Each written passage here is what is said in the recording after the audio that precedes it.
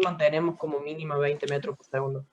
El mínimo ese, o sea, ya vamos a ir a una tabla. En este caso, una vez que propongan la velocidad, no hagan, y por más que adoptaron otro diámetro mayor, no vuelven a recalcular la velocidad. Sin duda que por ahí le va a bajar la velocidad, pero en este caso, en lo que es el vapor, no es tan prioritario el tema de la velocidad. Sí, o sea, es importante la velocidad del vapor, pero no a los niveles que manejaban tal vez con aire comprimido o con gas. En este caso, qué sé yo, ustedes propongan, el grupo propone una velocidad de vapor, que es 41, 42 metros segundo, y esa es la velocidad que establecen en la tabla en la medida que van completando los datos de esa tabla que permiten justamente ver con claridad qué tipo de diámetro han adoptado y, bueno, también qué velocidad han adoptado. No es necesario recalcularla nuevamente.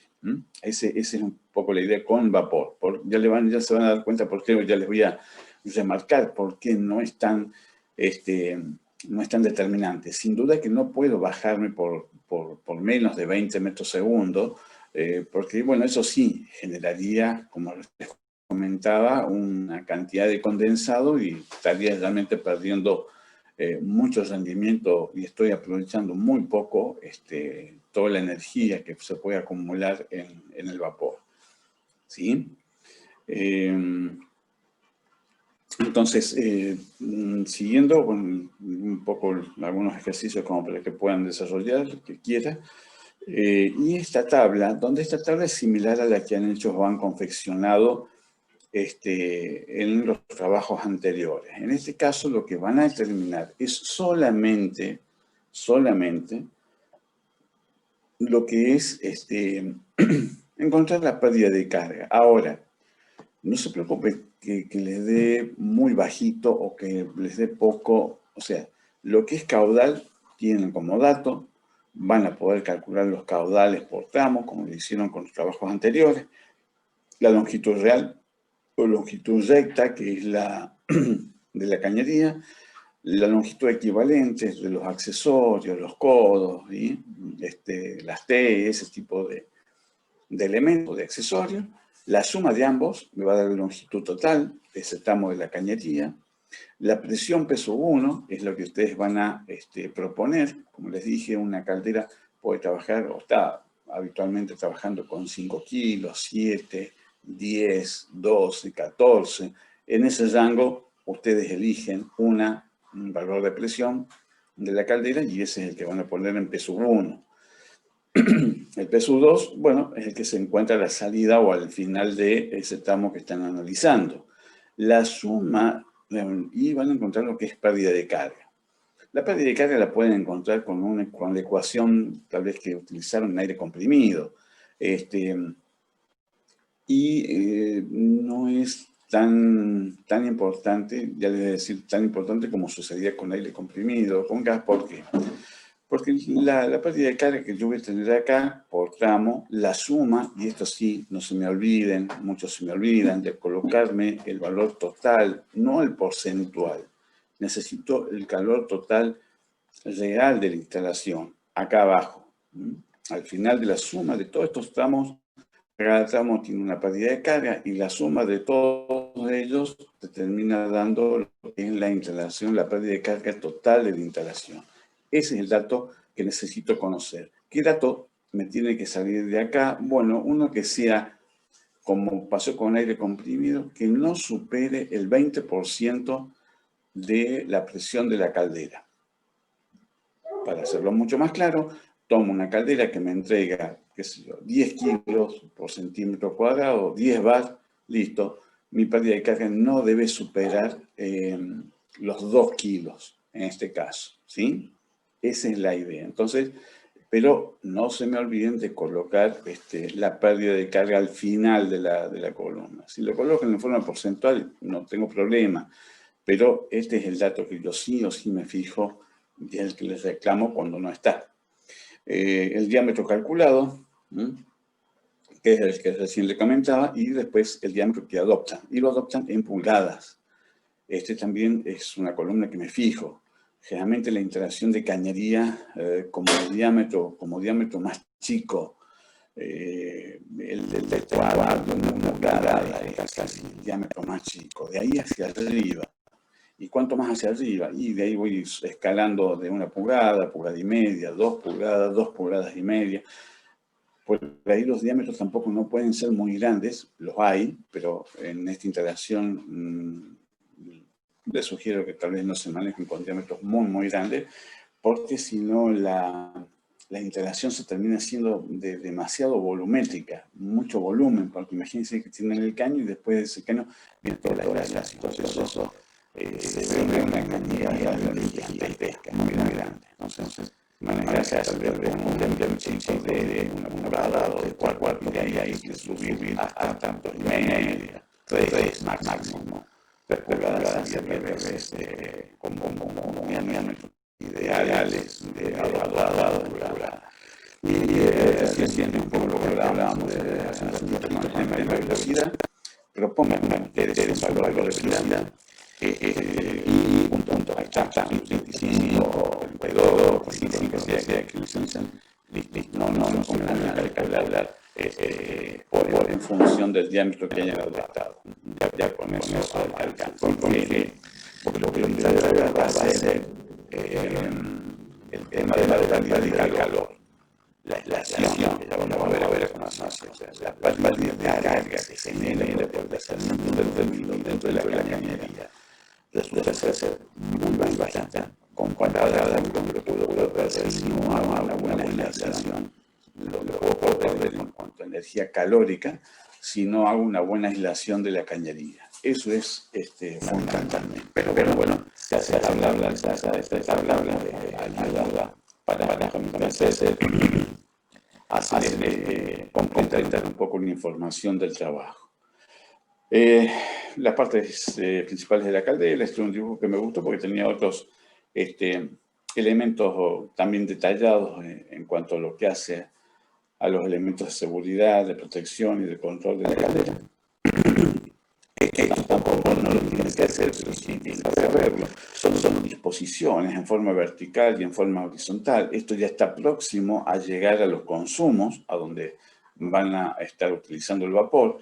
La cañería real es la que se ve en la parte superior y de ahí se desprende a los cuadros de control, los cuadros de regulación con estas válvulas que me permiten después, bueno, en función de lo que voy a necesitar, o lo que está trabajando la planta o la fábrica, la máquina, bueno, puedo tener una disposición en forma vertical que tiene sus ventajas y desventajas, o un cuadro con en posición horizontal también, con ventajas y desventajas. Eso apunta a esto simplemente la fotografía. Y acá sí entramos a lo que es la pérdida de calor. Y este punto sí es importante y este punto sí es el que van a tener que calcular. O sea, los que tienen que calcular ya habían seleccionado la caldera, habían hecho la distribución de la cañería, habían adoptado diámetros de cañería aproximadamente, y viene lo que es la aislación de esa cañería. O sea, esa cañería hay que protegerla, hay que aislarla para que se pierda la menor cantidad de calor posible. Esa es mi prioridad en este caso. A veces en realidad, no tanto la pérdida de carga, que es en la tabla que veíamos anteriormente, sino en esto, lo que es pérdida de carga. El calor que esto puedo perder, que es algo, tengo un gráfico bastante sencillo, donde tengo en la parte interior, me está circulando el vapor con una temperatura T1, y tengo después lo que es la aislación, que está pintado así con ese colorcito celeste, y posteriormente tengo la temperatura T2, que es una temperatura de exterior, inmediatamente finalizado la aislación de la cañería. Entonces, en la consideración de que el calor que se está perdiendo, que se disipa, está relacionado a las 3 formas de transferencia de calor. Tengo un calor por conducción, tengo un calor por convección y un calor por radiación. La suma de estos 3 calores me termina dando lo que es el calor total, es lo que estoy perdiendo, por más aislación que tenga, es lo que estoy perdiendo.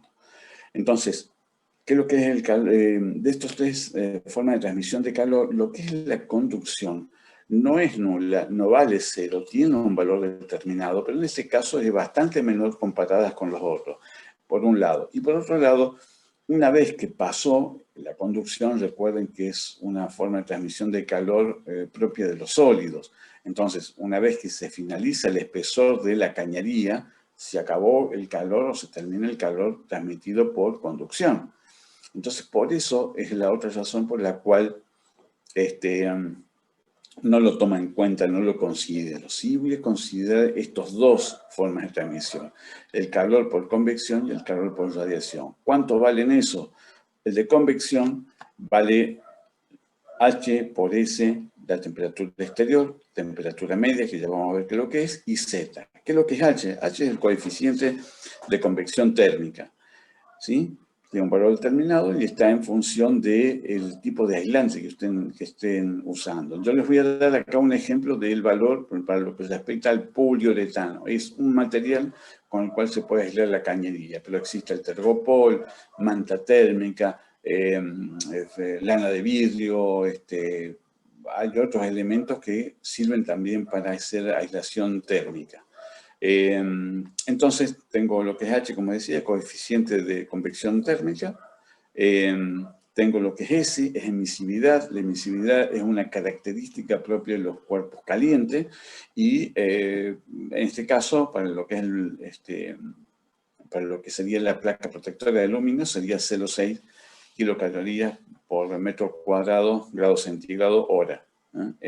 Pero 0,6 en general. Puede que varíe un poco en función del material que estoy usando. Pero 0,6 o 0,65 es un valor bastante razonable. La otra forma o el otro calor que estoy perdiendo es por radiación. El calor por radiación tengo sigma.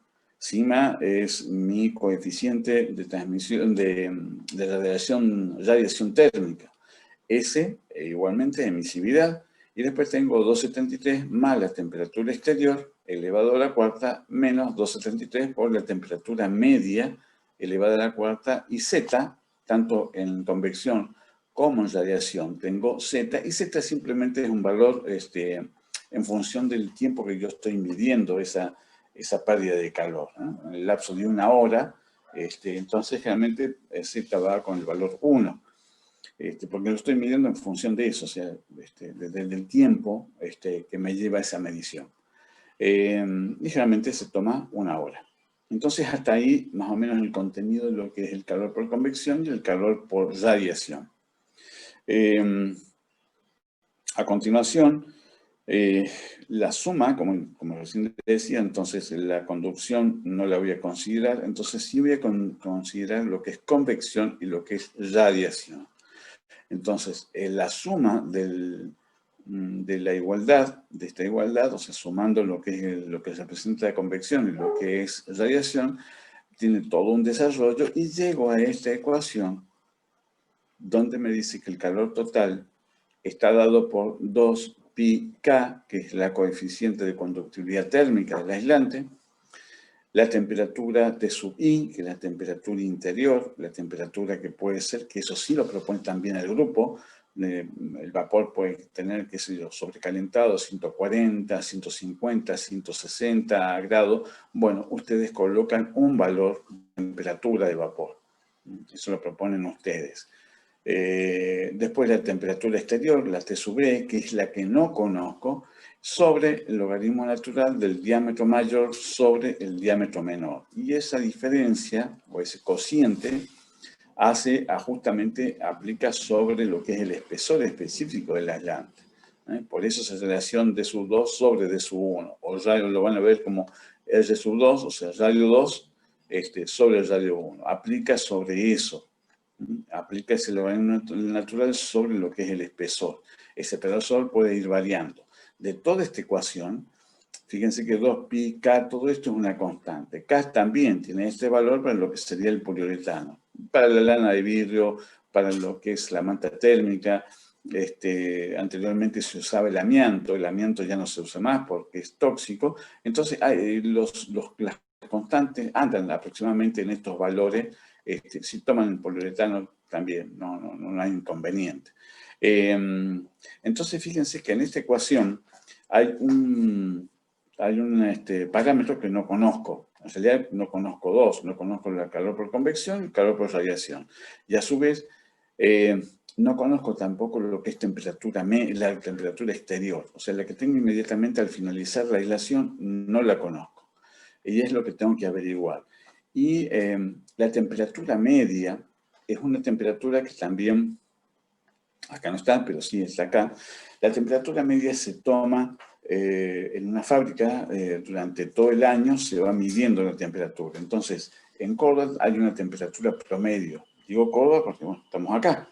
Entonces, durante todo el año se va midiendo. Y desde verano hasta el otro verano, de enero a diciembre, se pueden ir midiendo y se puede alcanzar o tomar una temperatura promedio en la ciudad. Y esa temperatura puede estar en los 30 grados, 32 grados, dependiendo de cómo haya sido ese año en las temperaturas. Pero generalmente anda en esos 30, 32 aproximadamente.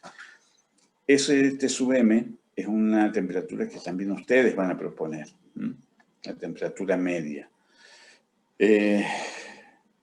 Entonces, estos datos también, lo que era H, lo que era sigma, también son datos que andan aproximadamente en 10 y 4,84 por 10 a la menos 8, en lo que es el poliuretano, y para los otros materiales de aislación también son muy similares. O deben estar rondando en valores muy próximos acá en lo que da el poliuretano. Entonces, llegábamos a esta ecuación, que les va a servir, ya vamos a ir un poquito más adelante, pero que les va a servir justamente para determinar cuánto calor estoy perdiendo en función de variar solamente el espesor de la aislación. Porque la temperatura interior la conozco, que es la temperatura del vapor. La temperatura exterior es la que ahora van a calcular, y ya les voy a pasar a decir cómo, que es la que no conozco. No sé cuánta temperatura tengo yo inmediatamente que finalice la aislación. Y lo voy a conseguir, bueno, perdón, acá simplemente les muestro una fotografía de cómo son las aislaciones. Vienen algunos en forma de media caña y después en la forma interior del diámetro aproximado del caño que se va a aislar. El de abajo es un poco más grande. Acá en esta fotografía se está viendo cómo se va remando la aislación y la protección mecánica. Esta es una placa de aluminio que tiene la forma, en este caso, del codo, pero se arma primero la aislación y posteriormente se la envuelve, se la protege con la aislación térmica, la aislación metálica. Acá también esto se ve, esto posiblemente no es que sea un piso, o es un piso, pero esa instalación estaría en una terraza o en un techo. La instalación de vapor siempre es aérea. No se puede tener cerca, porque imagínense que están manejando temperaturas muy altas y por más que tengan la aislación, sigue habiendo pérdida de calor y bueno, uno que pasa cerca se puede quemar sin ningún problema, está muy cercano, está muy expuesto a ese tipo de instalación. Entonces, todo esto es aéreo y en este caso esta fotografía posiblemente esté en una terraza, en un techo. Que está en la derecha, en el margen superior, es una aislación que es más bien parecida a una aislación para sistemas de refrigeración o aire acondicionado. Puede que se los use también para lo que es vapor, para instalaciones o cañerías más bien pequeñas. Esto puede ser posiblemente lana de vidrio, que también viene en esta forma. La protección que tiene afuera es simplemente una lámina, no creo que sea muy mecánica o muy buena protección en este caso para la cañería. Pero bueno, también es viable o se puede llegar a usar en la aislación térmica. En este caso, en esta fotografía donde dice Jaime, se ve perfectamente lo que es el diámetro de la cañería, se ve después un espesor o una aislación de color blanco, que puede ser una manta térmica, y posteriormente viene un poco más oscuro, más amarillento en todo caso, una aislación que puede ser lana de vidrio. Entonces todo eso hace una protección mayor sobre la cañería de vapor y encima de eso tengo una protección mecánica mucho más resistente. Esto debe ser algún otro material que no es exactamente aluminio, pero bueno, posiblemente esté manejando caudales importantes de vapor y bueno, necesita, es prioritario tal vez cubrirlo con una protección un poco más resistente que la de la placa de aluminio. En esta fotografía inferior de la derecha, posiblemente eso sea manta térmica y posiblemente esté envuelto, esté envolviendo, esté aislando en este caso una T, una derivación en T, pero más o menos la manta térmica es de este tipo, ¿sí? Esas son algunas fotografías que, bueno, que le pueden servir como para que tengan una idea de qué es cada cosa. Entonces, estábamos con esto y teníamos que determinar la temperatura exterior. La temperatura exterior es la que termina inmediatamente después de la aislación, que es la que no conozco. Entonces, la forma de determinarlo es a través de esta ecuación empírica. Estas dos son exactamente iguales. ¿Cuál es lo que cambia? Simplemente que uno tiene un subíndice alfabético y otro un subíndice numérico. Entonces, cualquiera está bien que tomen. Y el cálculo para encontrar la temperatura exterior se empieza proponiendo justamente una temperatura media. ¿Qué temperatura media? Como recién les comentaba, una temperatura promedio, una temperatura promedio del año en la ciudad de Córdoba. Entonces, en este caso yo les puse 36 grados, ¿sí? Y arranqué con 36 grados. ¿Por qué arranqué? Porque posteriormente se tiene que hacer una serie de cálculos, mejor dicho, reiterar en el cálculo, hasta llegar a determinar cuál es esta temperatura exterior. En el caso, y quiero que me atiendan y me entiendan bien, en el caso del trabajo práctico, ya vamos a establecer, o quiero que ustedes establezcan con claridad la temperatura exterior, pero sabiendo de dónde sale, porque no les voy a pedir que hagan todo, o sea, se reiteren, en este caso ya hice 8 o 9 reiteraciones de cálculo. No les voy a pedir que hagan esto simplemente, pero sí que la temperatura T-2 o temperatura exterior que van a considerar esté en algo razonable. ¿Cómo se consigue eso? Como les decía, arrancaba yo con una temperatura media de 36 grados, más una décima, digo que el vapor que está circulando tiene 160 grados, y vuelvo a repetir lo que está en la ecuación. Temperatura 160 menos 36 me da 48,4. Este valor lo vuelvo a tomar, pero como temperatura media, y lo vuelvo a ingresar a esa misma ecuación. Repito lo mismo, 160 nada más que me cambia, o voy cambiando la temperatura que adopto como temperatura media. Vuelvo a obtener otro valor que me da 59,56 y lo vuelvo a colocar. Y lo hice 1, 2, 3, 4, 5, 6, 7, 8 veces. ¿Sí? Fíjense que en la medida que se va reiterando eso, la diferencia, en este caso supónganse entre el último y el anteúltimo, son de 5 grados. Entonces eso, en la medida que tal vez si yo hago 3 sesiones más, o 3 recálculos más, seguramente voy a llegar a una diferencia tal vez de, qué sé yo, 2 grados, 1 grado. Teóricamente, cuando llego a esa situación, es cuando ya encontré la temperatura media. O sea, cuando entre tal vez el último y el anteúltimo, ya la diferencia es de 1 grado, listo. El último valor que conseguí de temperatura, esa es mi temperatura exterior.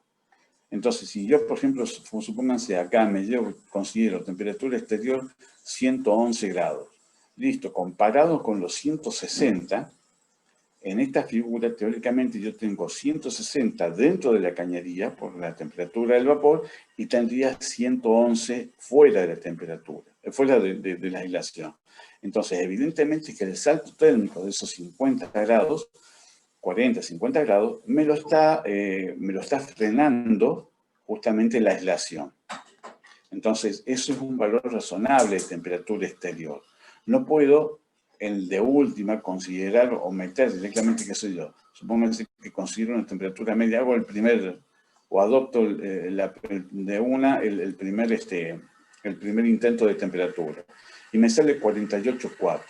Significa que si yo considero que acá tengo, dentro de la cañería, dentro del fluido, tengo 160 grados, y afuera tengo 48, el salto térmico es de 110, es mucho.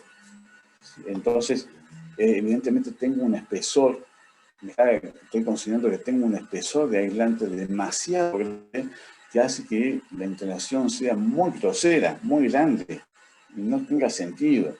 Y estoy inclusive gastando una cantidad de dinero muy grande en colocar una aislación tan gruesa. Entonces no es algo razonable. Por eso les vuelvo a reiterar. ¿Qué temperatura va a ser? Si lo quieren hacer a todo esto, en buena hora, perfecto, no hay problema. Pero también con una cuestión de agilizar el cálculo y teniendo en cuenta de dónde sale esa temperatura, teniendo con claridad eso, bueno, listo, puedo tomar una temperatura de, supónganse, una temperatura de, qué sé yo, de 110, 120 grados. O sea, tengo 160 de lo que es vapor y exterior de 110 o 120. Entonces, en este caso, para determinar cuál es la cantidad de calor que estoy perdiendo, ya tengo la temperatura conocida de subí, 160, tengo la temperatura exterior de 120, 110, todas estas son constantes y simplemente voy a estar dependiendo de esta sola variable, de la diferencia de diámetros mayor y menor, y que equivalen a lo que es específicamente un mayor o menor espesor de la aislación. ¿Sí? ¿Estamos bien? ¿Está con claridad hasta ahora? Sí, profe. Perfecto. Cualquier duda, me piden la palabra y interrumpimos y hablamos sobre las dudas que puedan surgir. Hasta ahí estamos bien y llegamos a determinar lo que es la cantidad de calor que se pierde. Si les vuelvo a decir, si se corta, tratemos de tomar rápidamente para aprovechar, porque creo que tengo otra clase posterior. Bueno, entonces, llegado hasta ahí, no hay problema, ya conozco, van a saber qué cantidad de calor voy a estar perdiendo en función de la variación del espesor del aislante. Todo eso me va a servir ¿para qué? Para determinar lo que es el espesor económico. Y acá sí es donde está uno de los principales puntos a determinar, y es algo que ustedes también tienen que hacer. Y van a hacer dibujar este gráfico, un gráfico parecido a este. Posiblemente les dé un gráfico un poco más aplanado, más chato. Pero el objetivo es este. ¿Cuál es el objetivo? Encontrar el espesor económico. ¿Cuál es ese espesor económico? Es un poco la definición que les he puesto acá, que es una relación de costos por la menor pérdida de calor, la menor pérdida de energía y el costo de la instalación. A la medida que yo me pongo un espesor muy grande, me va a salir mucho más caro, sin duda, que un espesor menor, pero si pongo un espesor menor también voy a perder mucha energía en vapor, en la transferencia de calor, y no es lo más conveniente. Entonces tengo que buscar ese punto de equilibrio de ese espesor económico que me permita perder la menor cantidad de calor posible y que me salga lo menor en costo posible de la instalación. Entonces este gráfico, donde está formado por lo que es ordenado, tengo lo que son los valores de costos, y en lo que tengo en abscisas tengo los espesores, del aislante. Y están conformados, tienen que dibujar, esto me lo van a hacer, es parte del trabajo, lo que es estas dos curvas. Una de las curvas equivale a lo que es la pérdida de calor, o la pérdida de energía. En la medida, fíjese que yo voy aumentando el espesor del aislante, esta curva va cayendo, entonces la cantidad de calor que voy perdiendo sin duda que va a ser menor. Pero sí, va a ser menor. Porque acá en ordenadas no solamente tengo costos, sino que también tengo calor, o pérdida de calor. Entonces, en la medida que yo voy aumentando el espesor, la pérdida de calor es menor. Y viceversa, esta otra que es de la instalación o de la inversión de esa aislación, en la medida que yo voy aumentando el espesor, me va saliendo más caro y por eso la curva va subiendo. En la medida que tengo espesores menores, bueno, el costo lógicamente me va a salir más barato. La combinación, la suma de ambos, las resultantes de ambas curvas, me termina dando lo que es la curva total. Y la curva total está dada por la suma, perdón, como decía, la suma de ambas curvas anteriores me da la curva total. El punto más bajo, o donde yo tengo el menor valor de esta curva total, es mi punto, es un punto que desde ahí bajo hacia las abscisas y voy a encontrar lo que se llama el espesor económico. Justamente es un punto, ese equilibrio. Ese punto o esta línea, esa trayectoria, esta prolongación de este punto, no necesariamente debe coincidir, a veces sí y a veces no, cuando se cruzan ambas curvas. En este caso, fíjense que el punto me da desplazado con respecto a donde está el cruce de ambas curvas. A veces coincide. En este caso no, y bueno, una vez que yo bajo hacia abscisa, bajo esta ordenada, me encuentro con mi espesor económico. Este es mi punto de equilibrio en cuanto a lo que es la aislación. ¿Cómo consigo eso? ¿Cómo consigo hacer ambas curvas? Bueno, la curva de costo de amortización es la suma de lo que vale el costo del aislante, lo que vale el costo de la protección y lo que vale la mano de obra directa. Y lógicamente el dividido, o en el denominador, está lo que es la amortización. ¿En qué tiempo yo quiero recuperar esta inversión que hice? Está dada en horas. Entonces, supongan si yo quiero recuperar la inversión que hice, que sé yo, en 3 años, en 5 años. Bueno, lleven esos 5 años a cuántas horas equivaldría esa cantidad de tiempo. Entonces, eso es lo que va a cambiar en el denominador. Costo del aislante, que esa va a ser mi variable. En la medida que yo aumente el espesor, sin duda que me va a aumentar el costo de la amortización. El costo de protección, varía la aislación o el espesor de la aislación, pero esto podríamos tenerlo en cuenta, que es el costo de la placa de aluminio que vamos a dar al registro para la aislación. La mano de obra directa la consigue por consultando la huelga, para saber cuánto la mano de obra la hora móvil que está pagando la ejecución, y ahí la base. A eso le ponemos más 20% más la tipo de aislación de mínimo conocimiento. Entonces, tengo un precio de valor hora hombre un poco mayor. De ahí surge este costo de amortización. Y tengo la otra curva, que es el costo operativo. El costo operativo está dado por la pérdida de calor multiplicado por el costo del gas. La pérdida de calor sería la variable, y va en función de qué. Y acá donde viene este dato que yo les decía, que les va a permitir, en función del espesor. Yo todo esto lo tengo como dato conocido y lo único que voy a estar variando es el espesor. Entonces ahí empieza a ver la cantidad de calor. Ese es el dato que me va a entrar en este término, pérdida de calor.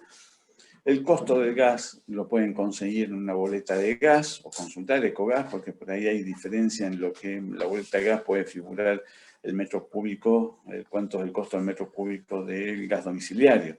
El costo del metro cúbico del gas industrial es un poco mayor. Entonces, pero por ahí lo pueden consultar. Y en el denominador están los 9.300 kilocalorías, que es el poder calorífico del gas natural, multiplicado por ETA, que es el rendimiento de la caldera. El rendimiento de la caldera puede trabajar, qué sé yo, en 70%, 75%, 80%.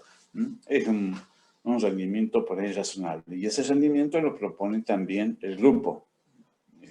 Tal vez 70, 80%, o sea, casi de un 0,7, un 0,8, perfectamente anda bien con lo que es rendimiento. De esa manera puedo yo tener los datos de lo que es el costo operativo y los costos de amortización. Entonces,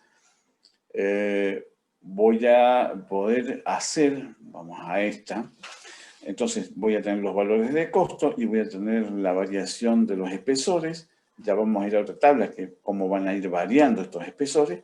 Y eso me va a ir encontrando, va a ir permitiendo encontrar las coordenadas de los puntos que me van formando la curva de costo operativo y costo de inversión, ¿sí? Y de esa manera van a ir formando las dos curvas, con estas dos ecuaciones más la variación de espesor. Esta tabla es la que les va a ayudar también a hacer esos puntos, encontrar esos puntos de coordenadas, en este caso de ordenadas.